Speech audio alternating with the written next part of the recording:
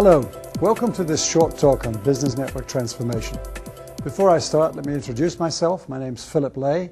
I'm a managing director at a consulting firm by the name of TCG Advisors based in Silicon Valley.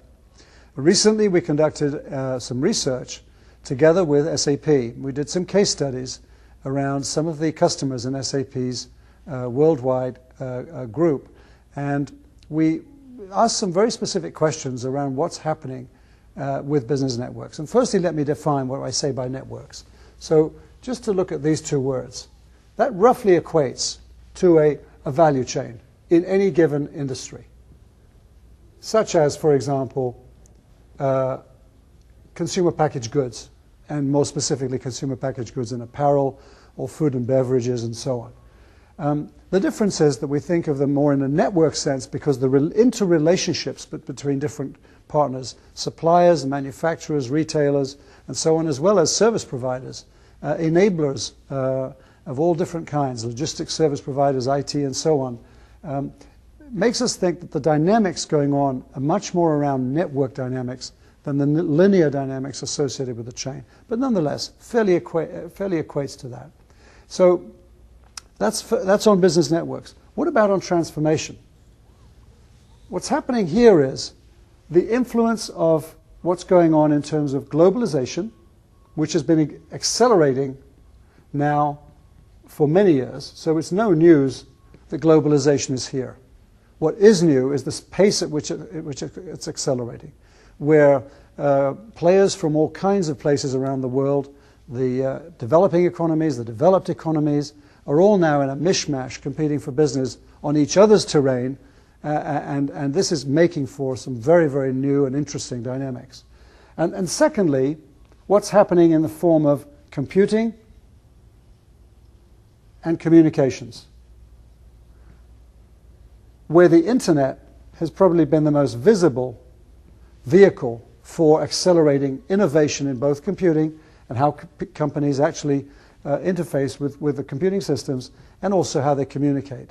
And if anything else, perhaps the internet is more about communications than about computing. But nonetheless, a tremendous acceleration in how companies are using the internet and different kinds of technologies around it in order to work together. This is essentially what business network transformation is around. That's the challenge for companies going forward. So as a company executive in a business network, as you look around you and how you serve your customers today, what should you do about business network transformation? Well, I suggest there are three primary things to do to get going. The first thing is get ready firstly by mapping your network. What we found in the research we did is that there are many new players entering the network without companies even realizing it. And plus roles are changing. So as you map the network, see how roles are changing. New players coming in from wherever they're coming from, whether it be the developing economies or whether it be the developed economies. But how are roles changing? Where are the power dynamics going? Who's grabbing the value that used to be ours and the profit that used to be ours? And so that's the first part of getting ready. The second part of getting ready is take a look at your processes internally and your IT support of those processes.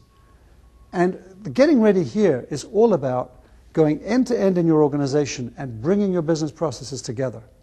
Because another thing we found out in the research was that even very sophisticated companies today are feeling very exposed when it comes to actually doing some more extensive collaboration into the network by the very fact that their own processes are not in order, that they don't really know how to expose the way they do things and automate those things with their partners and make it a lot easier to operate. They also don't know how to expose data when it comes to share data with their partners, with their suppliers, with their retailers, and so on. So do everything possible to get your processes in place by kind of looking at them end to end and bringing them together and not having so many different applications, different systems supporting different applications that don't talk to each other, or different instances of your ERP implementation, for example. The second thing to do is to start collaborating in a different way. So start collaborating in a different way, so beyond the operational and financial kind of transaction collaboration that many companies around the world are very familiar with. Start exploring how we actually share some information that will allow us to gain insight into what customers are looking for and jointly work with a retailer in a way we haven't worked with them before. Or if we're a retailer, jointly work with a manufacturer in a way that we haven't worked with them before in order to tailor offerings for a specific set of customers that we want to serve better. So collaborating beyond the limited kind of operational financial collaboration that is pretty normal today, that in much more of in a coordinated kind of a outsourcing relationship. And so look very carefully at your customer relationships and your outsourcing, your partnering relationships, and see exactly what's needed there and how to automate that process increasingly. And then finally, define your strategy for gaining visibility end to end in your business, in your entire network.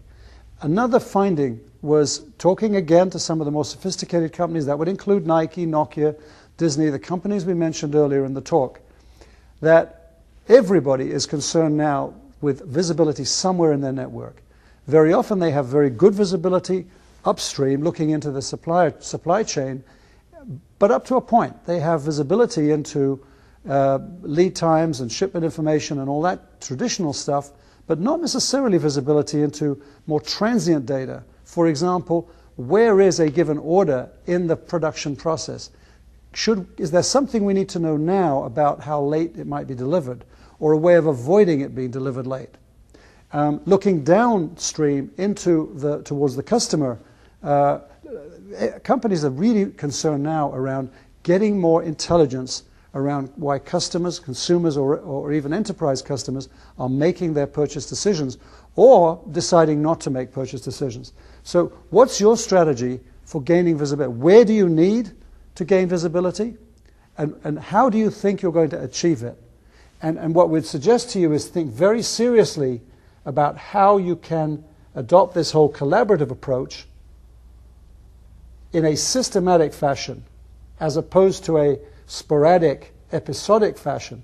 But how can you collaborate systematically, which implies really being very, very, very thoughtful about your processes again and your systems, and particularly just the analytic kind of information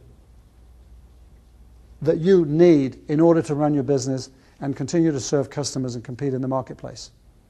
Thank you very much. Those are the three things that I wanted you to think about, and I hope you'll be able to do as you think about how business network transformation is impacting you in your current business network. Thank you very much.